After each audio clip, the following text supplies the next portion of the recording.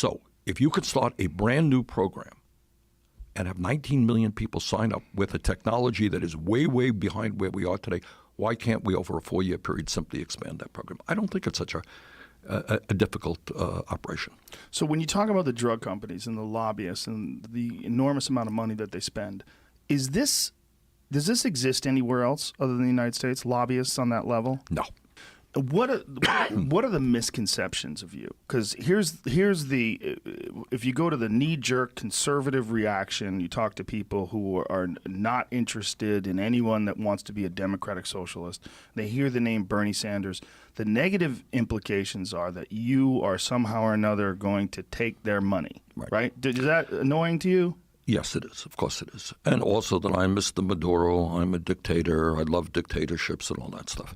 What's up, everyone? Today we're diving into Bernie Sanders' latest appearance on Joe Rogan's podcast. Sanders is laying it all out here, riling against Big Pharma, corporate lobbyists, and America's broken systems. But as always, I've got plenty of thoughts. Let's see if Bernie's truth bombs actually land or if they're just smoke and mirrors. Let's get into it.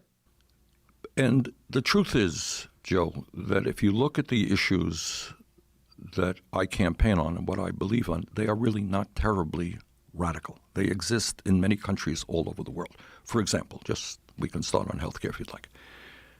Is the idea that healthcare is a human right, not a privilege, a radical idea? I don't think it is. It's not. And the truth is, we are the only major country on earth. Many people don't know this. We're the only major country on earth not to guarantee health care to all people as a human right, and yet we end up spending almost twice as much per capita on health care. The function, and you can argue with me if you want, but the function of the current healthcare system is not to provide quality care to all. It is to make tens of billions of dollars in profit for the drug companies and the insurance companies. That's the function. If you go to Canada, and I live 50 miles away from the Canadian border, you have major heart surgery. You're in the hospital for a month. Do you know what the bill is when you get out? Zero. Wow, Bernie loves this one. $0 heart surgery. Sounds magical, but here's what he leaves out. Taxes. Canadian families pay on average $15,000 a year for healthcare through taxes, whether they use it or not. It's like an all-you-can-eat buffet, but if you only eat a salad, you still pay for the guy piling up crab legs on his plate. Is that really better? Also, don't forget the long wait times to even get the chance to get free healthcare. It's not always sunshine and rainbows, and the system is not always better with free healthcare. You go to any doctor you want. You don't have to take out your wallet. And yet they guarantee healthcare to all of their people, and they spend one half of what we spend. That's kind of what I want to do, and I don't think that that's terribly radical. We have a program now, which everybody knows. It's called Medicare. It was started by Lyndon Johnson back in 1965. It is a popular program. All that I want to do over a 4-year period is to expand it. Today, eligibility age is 65. I want to take it down to 55, 45, 35, everybody over a 4-year period. That's about it. And I want to expand benefits to include dental care, hearing aids, and eyeglasses as well. That's about it. Not too radical. That doesn't sound radical at all. Now, when you say that Canada spends less, obviously they have less people. You mean less per capita? Yes, half per capita. Exactly, per capita. And the quality of care is as good or better. Do they have problems? Yeah, they have problems. Everybody has problems. But overall, the healthcare experts will tell you the quality of care there is as good or better than it is in our country. So what's the hurdle? Okay, I'll tell you exactly what the hurdle is. The hurdle is exactly the same thing as in every other aspect of our lives. It's the power of money. All right, listen to this. Over the last 20 years, the drug companies alone have spent $4.5 billion in 20 years on lobbying. $4.5 billion over 20 years. Sure, it sounds like a lot, but what's Bernie's solution? Demonize these companies for check notes, trying to operate in a competitive market? Look, lobbying isn't perfect, but it is legal, and it's not the only reason drug prices are high. How about we talk about FDA red tape or frivolous lawsuits? Bernie always wants to point the finger at big bad corporations like they're the root of all evil. And although some of it is true, it's still a classic deflection. In campaign contributions. That's what we're up against. The knowledge, and I mark my words, within a short period of time, you will see TV ads in California, all over this country, demonizing Bernie Sanders. He wants to do this terrible thing to you. He wants to do that. They have unbelievable amounts of money, and politicians are frightened of that power. I'll give you one example. Back in 2016, I got involved here in a little way with an effort on the part of the nurses to control the cost of prescription drugs in California. You may recall that effort. I do. It was a ballot item in one state here in California. Do you know how much the drug companies alone spent to defeat that effort? They spent $131 million on one ballot item in one state. All right. Last year, the top 10 drug companies made $69 billion. A week ago, I went to Canada with a number of Americans who are dealing with diabetes. We bought insulin in Windsor, Ontario for 1/10 the price, 10% of the price, same exact product being charged in America.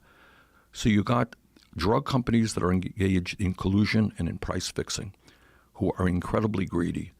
And the result is many elderly people, many working people simply cannot afford the medicine they need.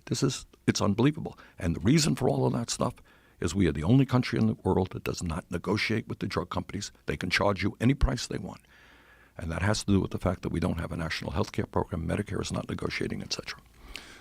Is this something that can really be implemented inside of 4 years? Yeah, I mean, it seems surely. like it's an enormous endeavor. Well, I want you to think back, Joe. In 1965, you had Lyndon Johnson as president.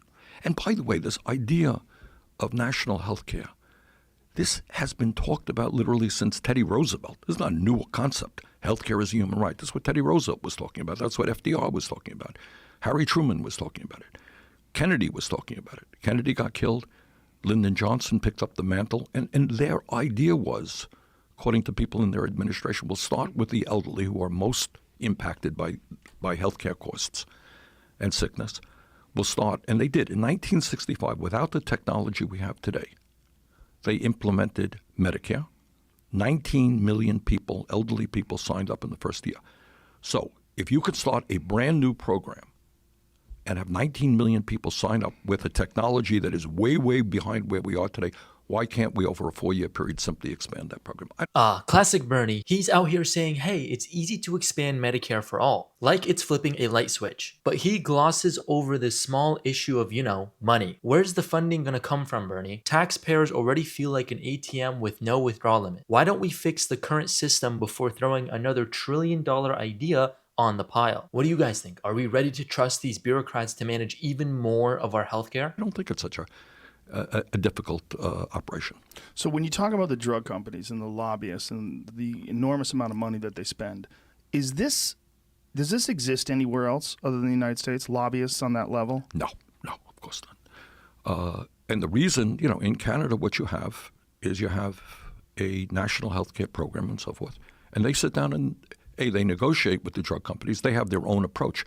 But every other major country on earth says to the drug companies, of course you can't charge us any price you want. This is a reasonable price. Tell me what your profits are, what your expenditures are. This is a price. For us, you can walk in, if you have an illness, you could walk into the pharmacy tomorrow and the price has been doubled. And you say to the pharmacist, what happened? He said, they just raised their prices. They could do it any day they want, any price they want. Now, lobbyists are, in general, when people talk about lobbyists, it's an unattractive term. We think of it in terms of a negative. We don't think of, oh, thank God there's lobbyists. We think, wow, there's someone with enormous amounts of money using that money to gain influence on politicians, and it shapes regular people. It shapes our lives mostly in a negative way. This is the way most people look at it. I'm not saying it's correct. Why do we have that system in place? Like, why do we have lobbyists? Why is it legal for someone to spend exorbitant amounts of money to affect our civilization, to affect the way our culture works? All right, now you're taking us into a whole new area. Yeah. All right, let's look. All right, let me detour and I'll come back. Please do. All right. Today in America, you got 3 people owning more wealth than the bottom half. Look, it's not a crime to be successful. Jeff Bezos and Elon Musk didn't steal wealth from the bottom 50%. They created value. Meanwhile, what has the government done with trillions in taxpayer money? The roads still have potholes and the VA's a disaster. Forgive me if I'm not convinced that taking more from the wealthy and giving it to the government is the magical solution here. It's always funny how socialism promises equality but never really delivers on it. The American society. You don't see that on television too much, do you? No, you don't. 3 people. You got the top 1% owning more wealth than the bottom 92%. Listen to this. This is a statistic we recently saw. Came from the Federal Reserve. Over the last 30 years, the top 1% has seen a $21 trillion increase in their wealth. The bottom half of America has seen a $900 billion decline in their wealth.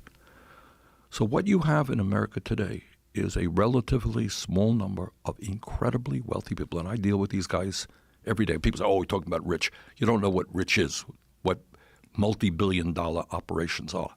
Incredible power over our society. And if you are the pharmaceutical industry, and last year 10 companies made $69 billion in profit, you're sitting around right now saying, all right, that's great. How do we do better next year? What strategy do we have? We're going to put a lot of ads on. We're going to work with during the CNN debate that I participated in recently, in the debate, right in the middle of the debate, the drug companies and the insurance companies had an ad telling how bad Medicare for all would be. So they're smart guys. And they use their power over politicians. They use their power over the media. They spend billions of dollars on advertising on media to make sure that they make as much as they can in profit. But it's not any different with Wall Street. It's not any different with the fossil fuel industry or the prison industrial complex. These guys have wealth, they have power, and they could care less about the needs of working people in this country. All right, let's be fair here. Bernie's not completely wrong. Big Pharma, the insurance industry, and corporate lobbyists aren't angels. These companies are absolutely motivated by profit, and yes, they do play dirty sometimes. Spending billions to influence policy, price gouging on life-saving drugs, it's frustrating and it's unfair to the average American, and we should hold them accountable. But here's the thing Bernie ignores. The alternative isn't exactly a sanity government swooping in to fix everything. The government is just as prone to waste, corruption, and inefficiency. Think about it. These are the same folks who have mismanaged the DMV, lost billions on failed programs, and turn a blind eye to fraud. Do we really want them running something as critical as healthcare? The real answer lies somewhere in between. We need to break up monopolies, promote transparency, and encourage competition to drive prices down, without destroying the innovation and incentives that make the system work. You don't need full-blown socialism to fix a system that's flawed but functional. So yeah, let's criticize these companies, but let's also be realistic. Putting all your trust in a government to solve these problems is like hiring the fox to guard the henhouse. What do you think? Is there a middle ground here? Let me know in the comments below. Thank you for watching, and we'll see you guys in the next one.